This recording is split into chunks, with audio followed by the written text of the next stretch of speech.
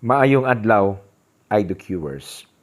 Welcome po sa ating documentary channel, ang iDocu by John Paul Siniel, dito sa YouTube. Nandito po ako ngayon, sharing with you another story of hope, story of inspiration, and cooperativism, bayanihan. We went to a mountain, particularly in Barangay Palmahil and portions of Barangay Daguhoy in Talaingod, Davao del Norte, because we shot a story about, like what I said, cooperativism and bayanihan. It's a story about Panpan project. Kasi itong ating mga katutubo po, mga kaibigan, ay once they want to pass through a sitio, through a village, if they want to make their travel easier, they will make a path going to that sitio. So they have to panpan that area, meaning they have to clear that area, clear the path from roots, clear the path from blocking woods, and clear the path from stones and rocks upang mas maging mabilis yung kanilang pagdaan. Ngayon po, because of the intervention ng national government, ng local government units, through the implementation of National Task Force to End Local Communist Armed Conflict, mas napapasok na po ng ating LGUs, mas napapasok na po ng ating Philippine Army and non-government organizations itong mga lugar na ito dahil napanatili nila yung peace and order. Mahirap nga namang pumunta ang isang grupo, isang gobyerno kung alam niya na ang area na yon ay influenced and infiltrated by our brothers, New People's Army. So, dahil sa NTF-ELCAC na yan, na-implement po itong Panpan project. But, basta yung pinaka-idea po nito is yung the implementation of NTF-ELCAC. However, the details will be seen in the documentary that I am producing right now. Now, the videos that you're about to see is not about the behind the scenes of Panpan project, but a portion of that documentary wherein the team is going home. The team's travel back home is a bit challenging dahil dumaan kami sa isang area na malimit dinadaanan, or if a visitor, a tourist will pass through that, hindi yun siya talagang dinadaanan. The commoners of those sitios, of those villages, sila yung mas dumadaan doon, as well as the members of the New People's Army. Now, pinadaan kami doon sa area na yon.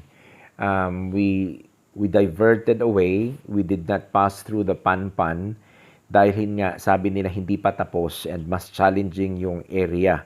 So, the Philippine Army, nakasama namin doon sa area na yon, sila yung nag-guide sa amin, as well as the residents, the commoners of the locals of that sitio. Sila yung nag-guide sa amin kung saan kami pwedeng dumaan. So, I will be showing you the video going back home. At least we reached that mountain, the other mountain where we cross the Simong River. So mga kaibigan, panoorin po natin yung aming video, which a video, kumbaga, I used a gadget which is not mine because we ran out of batteries, we ran out of SD cards. There is no electricity in the area. Therefore, Mabuti na lang yung sundalo na may cellphone na available. I asked him to borrow that cell phone so that I can record still our travel back home, especially going to that other mountain. We call it Bato, still part of Talaingod in Davao del Norte. So ladies and gentlemen, docuers, enough of my intro which umabot tayo ng 5 minutes. Panoorin po natin ang video mula Sitio Peroy patungong Bato.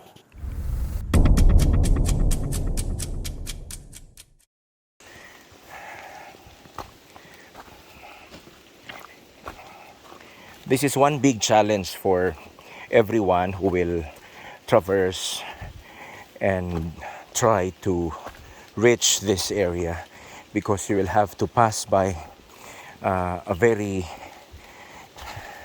tiny pathway where the roots are floating, so you have to be very careful because it is somehow slippery. It's a bit slippery.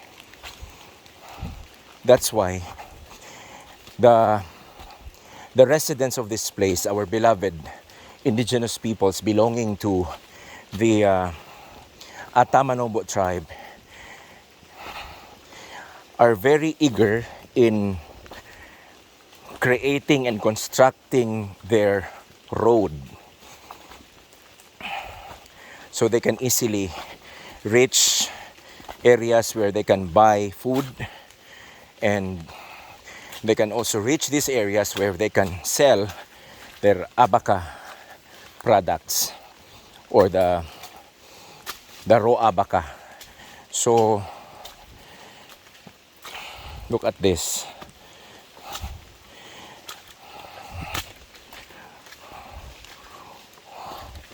We came from Sitio Peroy of Barangay Dagohoy, Talaingod, Davao del Norte. We are about to reach Sitio Bato. Unsa nga part ang Bato gani? Bato mismo sir sa De, unsa nga barangay siya? Ha? Pero Davao del Norte siya o Bukidnon?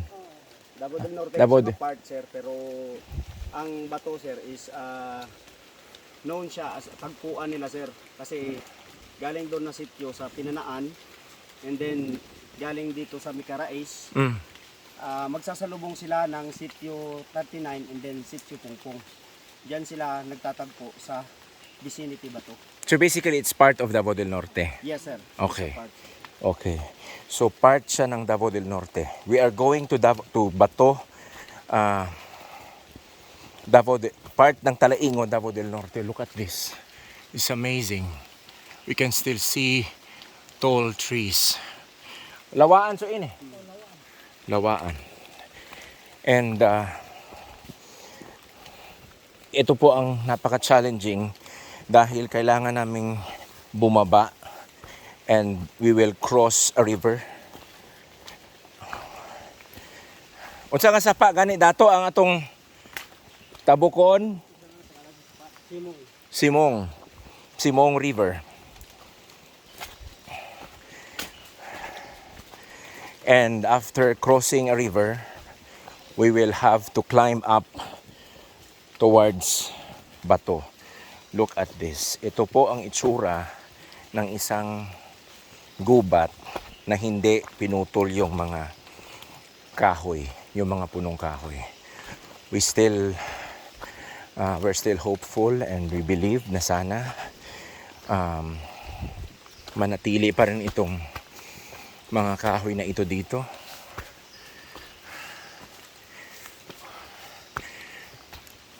The time right now that we are filming this one is nasa mga alas 4 na ba ron? Yes sir. Nasa mga 4 o'clock na po ng hapon. Medyo makulimlim na. And ito po yung ating mga nadadaanan. If you are asking me bakit may mga sundalo. Sila po yung ating naging kasama, naging guide.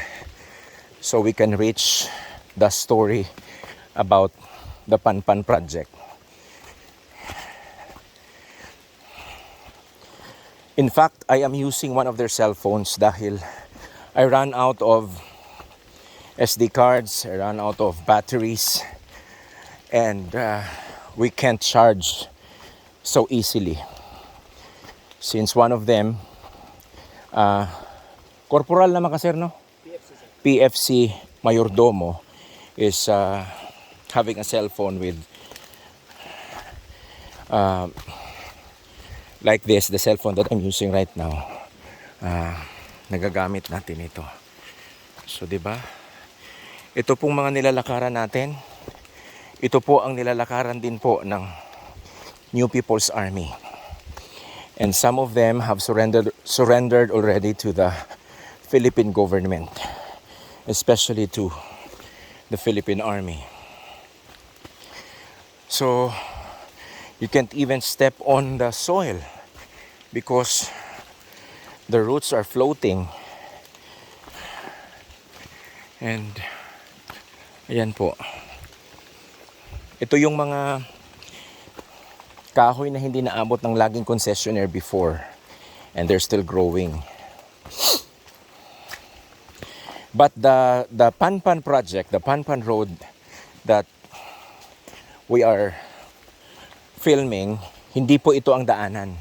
Nasa kabilang bundok po. Kaya lang, this is the easiest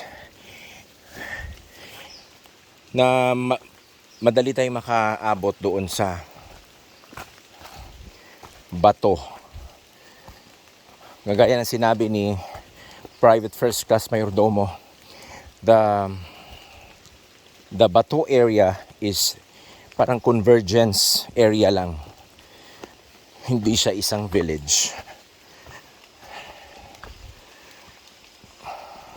There's a road there, doon tayo dadaan upang makalabas tayo sa gubat na ito so we can reach Bukidnon, San Fernando specifically.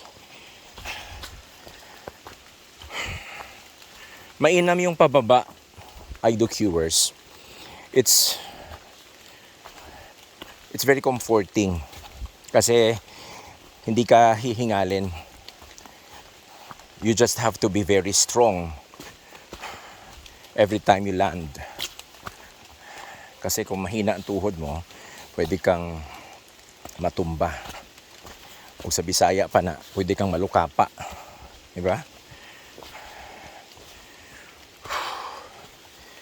Alright. From Peroy, estimate nila na oras ay pwede tayong makaabot ng bato ng within 2 hours. We stopped over Peroy dahil umulan kanina ng malakas. And isa sa mga challenge ngayon, if bumahaba ang Simong River, sana naman hindi. So we can really reach Bato and we can go back home safe to our families. Diba? We find a lot of tall trees, lawaan. These lawaan trees help our forest produce more water and prevent the soil from slipping. Ayan. It is a privilege to have walked under the trees, under these old trees. Ayan po, mga kaibigan.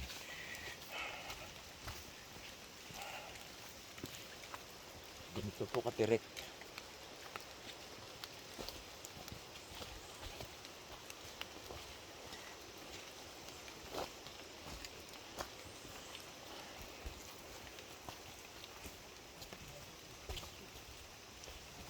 Nakita nyo yan?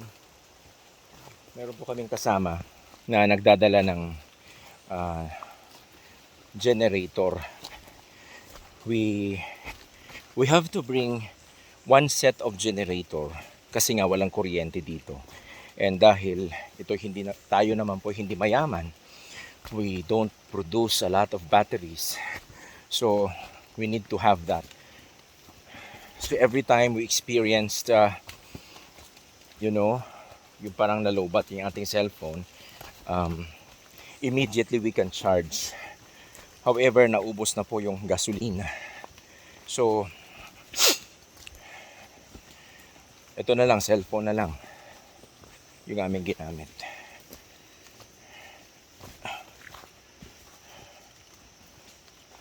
Ang hirap po ng kalagayan namin. We are filming in a very steep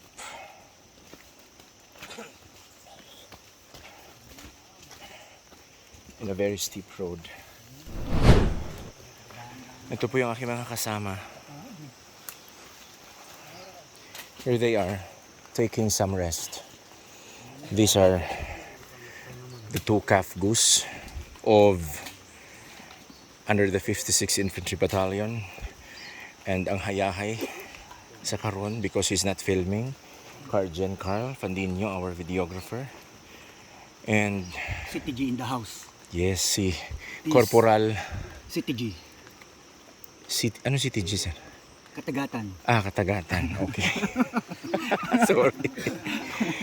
And ang ating mga bayani sa aming paglalakbay ngayon, Datu. Sinilid. Ha? Sinilid. Sinilid. So, Buntulan. Buntulan. Okay, of Sitio Pongpong. Alright. Kini suine si Datu Emilio Landahay. Sitio Pongpong gihapon. Kuyog ba mo sa amo? Pasaka din sila o di ba? Taga Piroy, maayong hapon. Ayun. Ito yun, no? Alright. This is a wonderful forest in Mindanao. Doon na lang ba ta? Mario Pada. Mau na yan sapa? Di pa.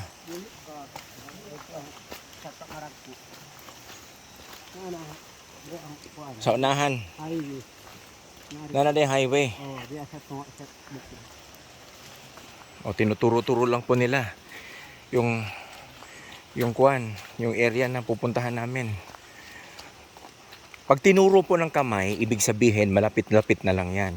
Pero pag tinuro po ng uso, ay nako, wag kang mag-expect na malapit yan, malayo talaga yan. Yan yung aming mga nauunawaan while we live and stay and mingle with our beloved indigenous peoples. Ito po yung mga taong nire-reach out ng government. Ito yung mga tao dati na nire-reach out natin sa media, sa ating paggawa ng documentaries. However, as we reach them out, we also have the New People's Army reaching them out, not to help them on the basic needs that they are requesting, but by making them part of their armed struggle. Ayaw naman po natin ng ganun. If we reach our indigenous peoples, let us not bring them into a war. Rather, let us bring them all together in fighting poverty in a way na hindi po tayo magpapatayan.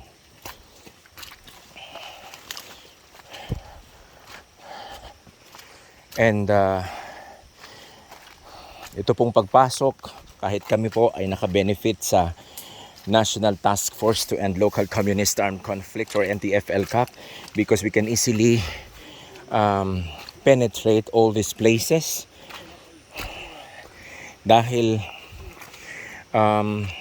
hindi ka mag-aatubiling pumasok because of the security ah, na siguro ng ating kasundaluhan.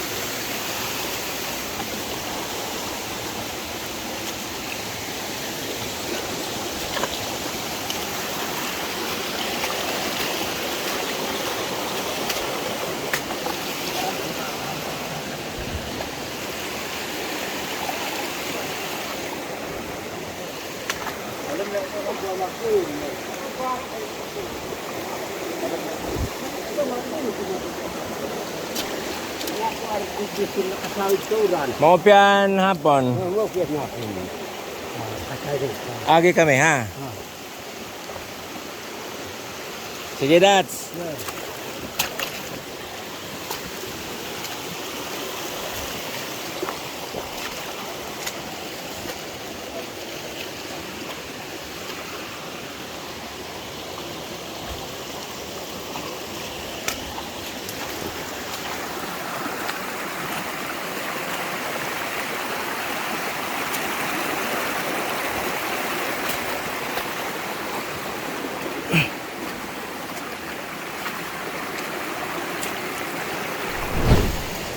Yan po.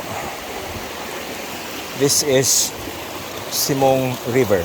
After passing a creek, we already reached Simong River.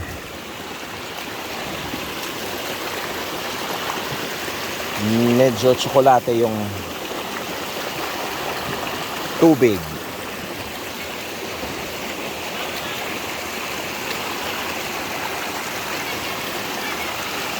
Nauna na po yung mga kasama namin kanina.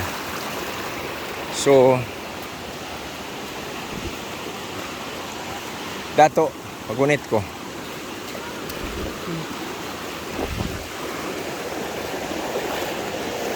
So, we're now crossing. Sir, pwede yan na mo, sir? Kuhaan ta mong video. Dihala sa mo, sir. Ayan.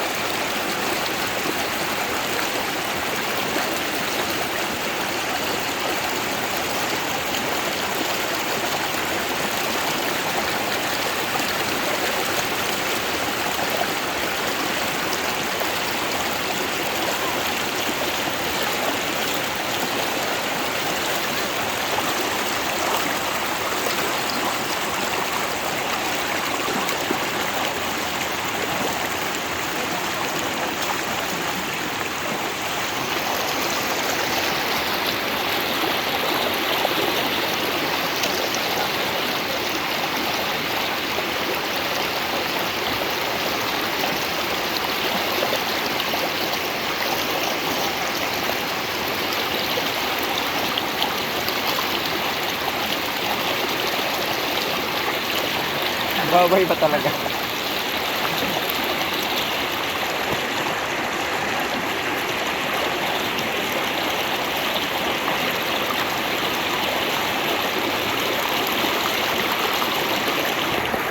Bilis, Ben. Bilis ba?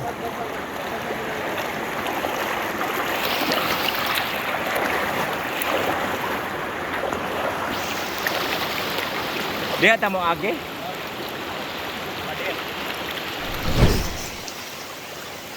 Mga kaibigan, yan po ang dadaanan namin. it's very paganon. So masyadong nakatagilid talaga. Pahirapan ito, but we will survive. We have survived a lot of mountain treks, and we believe that we also can survive this one. My videographer Carjen is already climbing right now.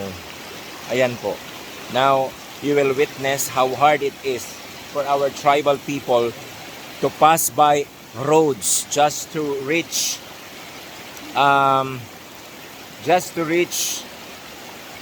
other places, markets, and services of the government.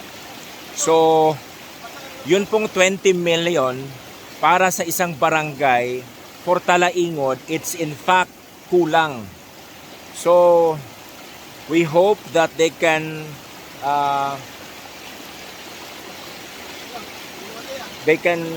make another system apart from the 20 million per barangay. Siguro ika-cluster nila para yung mga sityo na yon ika-cluster into one para magkaroon ng budget from LCAC. So, ganito po kahirap ang buhay nila. Therefore, I conclude na yung 20 million, yung budget for LCAC for 2022 ay hindi po dapat tapyasan ng ating mga senador. Yes, sir.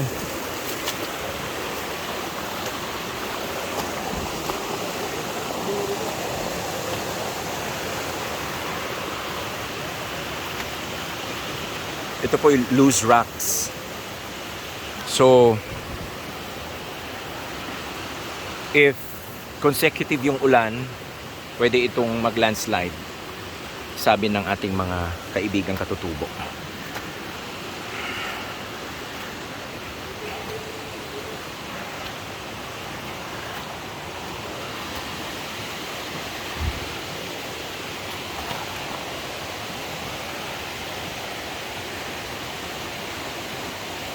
Buti na lang po at nakaabot kami sa Simong River na ito na hindi naman tumaas yung tubig.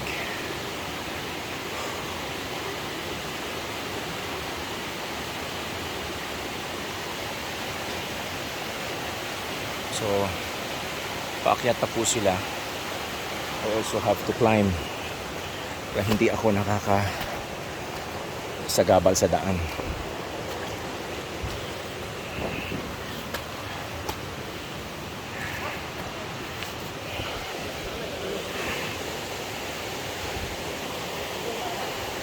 Imagine na lang po yung generator na yan, ang bigat niya.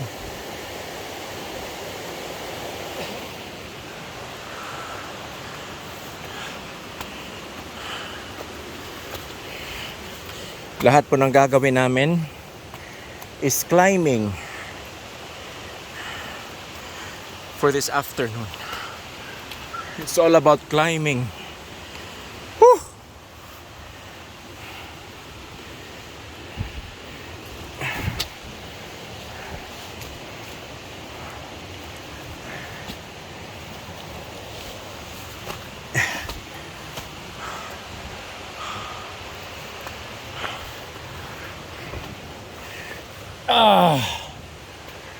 Yuhu! Literal na climbing po ito.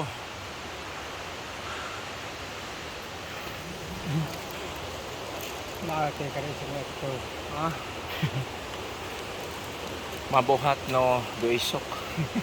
O doisok na mabuhat.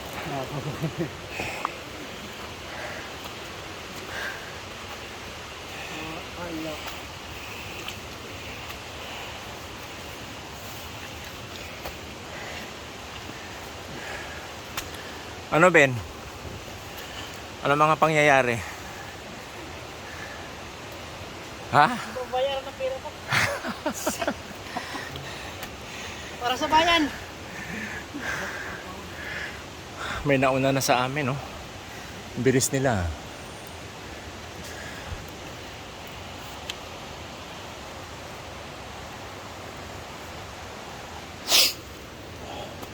Kaya muna ako.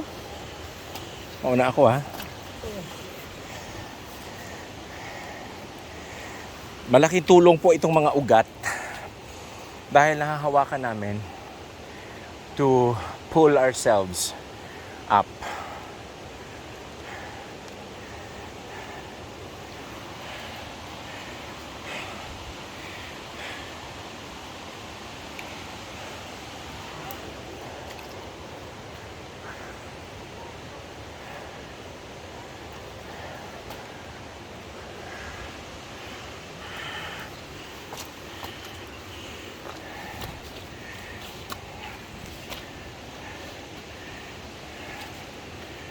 Kanina, ang hirap ng pababa.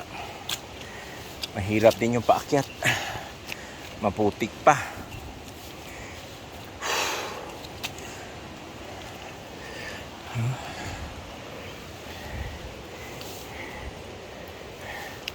Nagiging stopper kasi yung mga ugat upang makaakyat kami. Ayaw sa Muglakaw, mainom kog tubig.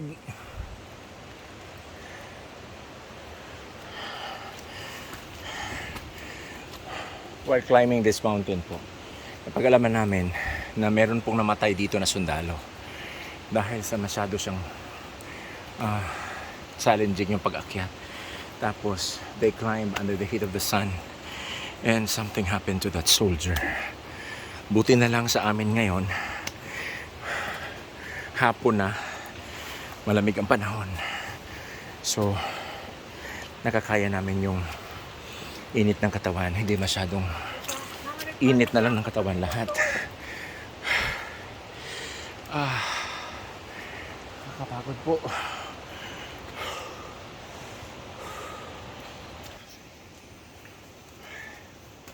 Painom ko dats. Taas pa dats.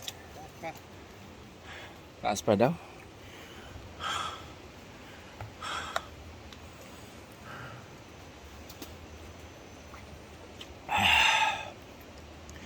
Oh, lamig sa tubig. Gamay na lang. Makalikod na.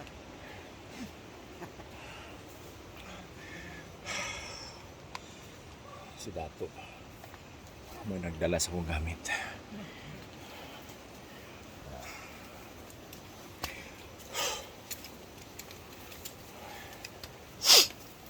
Nakagutom eh. Baka pagdating namin sa bato, doon na kami maghapunan bago kami umuwi sa aming mga bahay. Hindi po madali, mga kaibigan, itong ginagawa namin for the country, for our beloved Philippines. Kasi nagdala sa akong bag. That's kasi nagdala sa akong bag, gani. Ambag. Ito. Nara, mga bata. Gutom ang ko eh.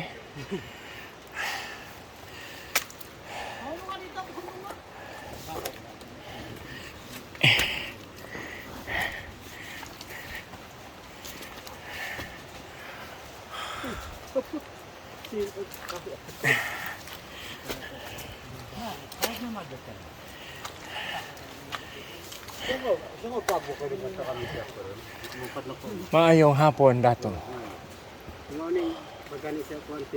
Bagani sa Piroy. Yung bagani po, yun po mga warrior natin na tribo.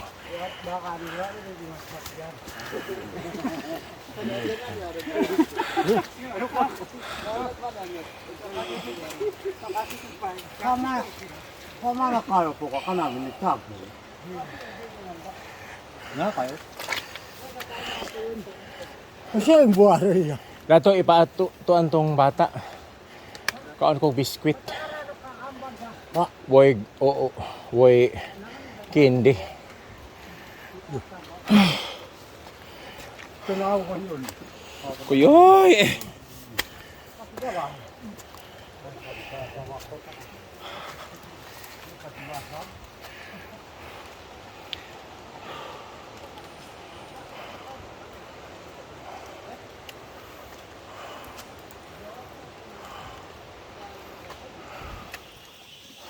Lapit na pong gumabi. Kami ay nasa gubat pa rin.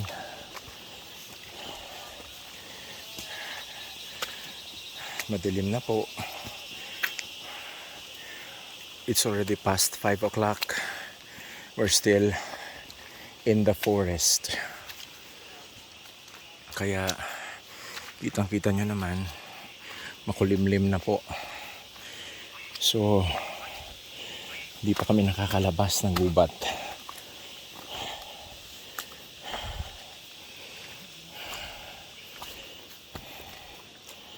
This is how the way it is.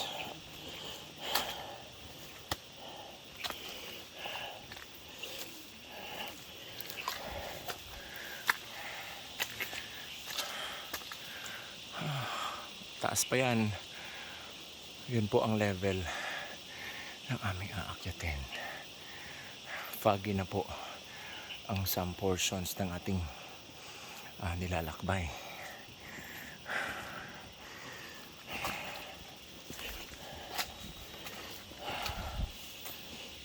Madilim na po.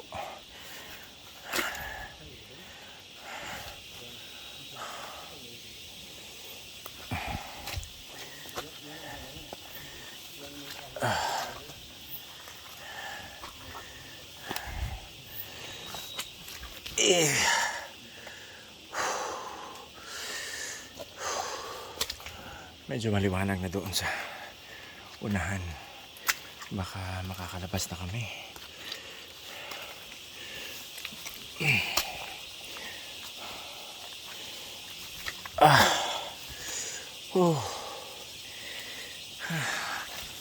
Aray.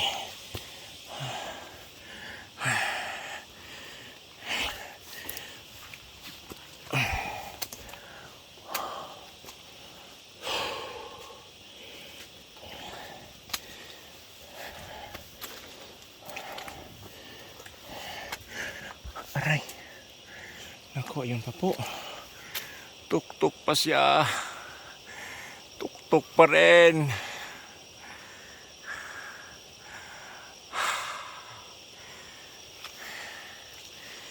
Kaakyat lang na mga yan. Most probably nagpahinga yan dito.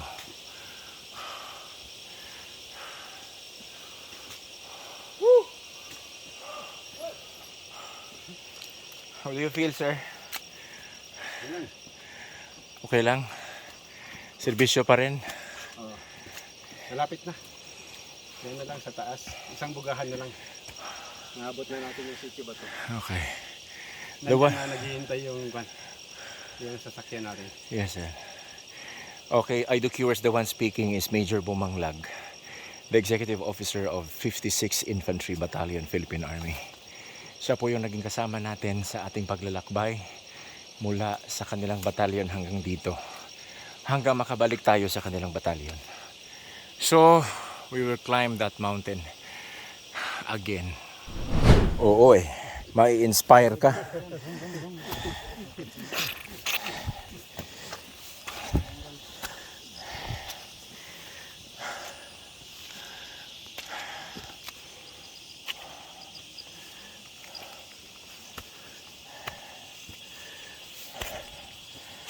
Dahil ito pinutol, most probably, gagawin itong farm. Sayang. Parang yung nagaanan natin din sa baba, sir. Pinutol lahat yung kahoy. Yes, sir. Naman. Pagkatapos nun, susunugin. Pag matuyo na yun, susunugin nila.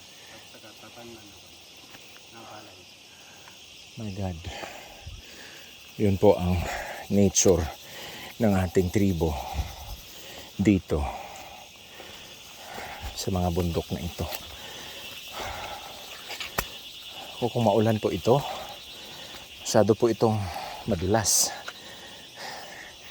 Oh, see that, ladies and gentlemen? Hindi ko na makikita, hindi ko na matatanaw yung kabilang bundok dahil punong-puno na siya ng fog.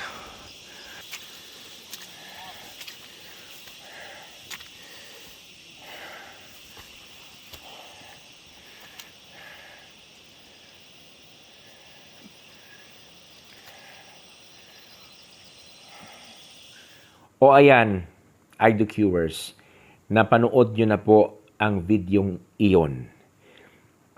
Sana po may nakuha kayong leksyon at sana po tulungan nyo kami na maiparating ito sa ating mga butihing senador, ang ating mga nagsisilbi sa bayan. Dahil I'm giving you an insight. Talaingod, Davao del Norte is just divided into 3 barangays. Barangay Santo Niño, where the municipal government is sitting, Barangay Palmahil, and Barangay Daguhoy. Sa mga barangay na iyan, maraming sityos ito. Imagine, if these areas are not cleared from the presence of the communist New People's Army, they will not be given 20 million barangay development program as recognized and as identified by the National Task Force to End Local Communist Armed Conflict with the assistance of the Philippine Army, because the Philippine Army will validate the claim sinabing clear. So, kung itong 3 barangay ng Talaingod will be cleared sila, they will only have 60 million. So, 20 million sa Daguhoy, 20 million sa Santo Niño, 20 million sa Palmahil. What will you do with the 60 million covering many sitios? I'm sorry, I cannot give you an exact figure as to how many sitios does Talaingod have.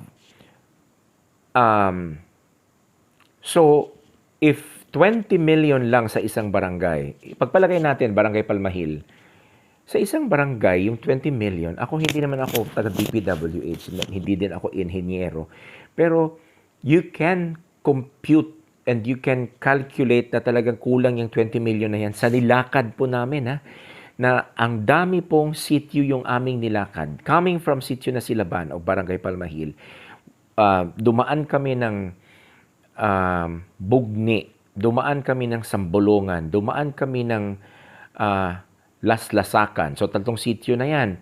Tapos ng Laslasakan, dumaan kami ng Bayabas, dumaan kami ng Bagang. After Bagang, papunta kami ng Pungpong. Ladies and gentlemen and people of the Republic of the Philippines, voters in this country, yung 20 million po, dun pa lang, from Nasilaban to Sitio Bugni, ang hirap-hirap na po. Hindi po yan, that is very kulang. So, sana tulungan nyo kami na maiparating ito upang mas maunawaan ng ating mga policy makers na i-implement nila ng maayos at talagang ibigay yung budget ng NTF-LCAC para itong mga katutubong ito, long time ago na napabayaan ng national government, of the different administrations, of the different provincial governors, of the different municipal mayors, etc., ay talagang maka-experience na sila ng pagmamahal ng gobyernong ito. Because they are still part of this country. They are still Filipinos, regardless of their race, regardless of their location. So, sana po itong video na ito, hindi pa man ito documentary, ay maiparating na natin ng dahan-dahan. That's why I initiated na maiproduce na ito para kahit isang senador lang po malaman itong situation na ito, maibalik, at hindi lang maibalik, kung hindi madagdagan pa yung budget na kailangan ng ating mga katutubo na Manobo ng Talaingod. Sa mga NGOs naman, sa mga charity institutions, sa mga climbers, my God, this is a guide for you. This is a guide for you. Just contact me if you want to reach these places. You can reach this place. You can coordinate with me and we will give you a guide para mapuntahan nyo itong mga lugar na ito at dahan-dahan maipadama natin sa kanila that they are loved, they are relevant in this country. Hindi lang po yung mga nasa national highways na mga katutubo. Lalo, mas bigyan natin ng weight yung ating mga katutubo na marireach out lamang natin sa pamamagitan ng paglalakad. We can reach these villages via San Fernando Bukidnon and Nasilaban of Talaingod. So, communicate lang po kayo sa amin para maiparating, maturuan namin kayo kung saan kayo dumaan at kung sino ang mga kukontakin. If you want to give donations, if you want to give developments, you can go there. We can be with you and we can make a story out of it. That I can promise.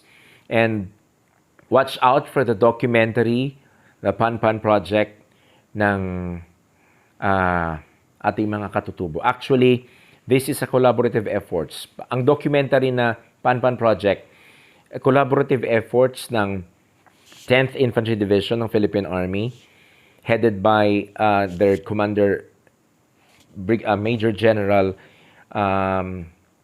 Ernesto Torres Jr. Tapos, collaboration din ito ng 1003rd Infantry Brigade ng Philippine Army. Si Colonel Yekla is also the commander of the brigade. And Lieutenant Colonel Malik Tayaman, the commander of 56 Infantry Battalion. Yung gobernador ng Davao del Norte na si Edwin Hubahib, yung mayor ng Talaingod, and the rest na tumulong. Collaborative efforts po nila itong lahat, itong Panpan project. Kaya abangan nyo ito dahil ipapakita namin sa inyo yung aming journey, yung aming paglalakbay at kung ano ang nagawa nilang daan. Ginagawa itong daan na ito para mas mapadali ang paglalakbay ng ating mga katutubo. Whether they send or they sell, produce from their farms to the central market, whether they bring a patient to the hospital, or whether they go to the central market to buy some food. So, my salute to the people who initiated the Panpan project. Ang iDocu ay nagpapasalamat at naimbitahan nyo kami na kahit hindi kami mainstream, kahit kami ay nasa YouTube lamang, nagtiwala kayo sa amin na ang kwentong ito ay maihahatid namin ng maayos at mapaunawa namin ng maayos sa ating mga kapwa Pilipino. So guys, thank you for watching this video. Thank you for patronizing the videos produced by iDocu by John Paul Siniel.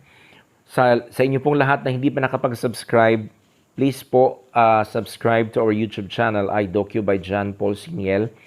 And please click the notification bell for you to be alerted once we have new uploads. And also please follow and like our Facebook page, iDocu by John Paul Siniel. If you have specific comments, personal comments, send them to the email address flashed on your screen and pwede din sa messenger sa ating Facebook. To God be the glory. Thank you for watching this video. Mabuhay po ang katutubong Pilipino. Para sa iDocu, ako, si John Paul Siniel.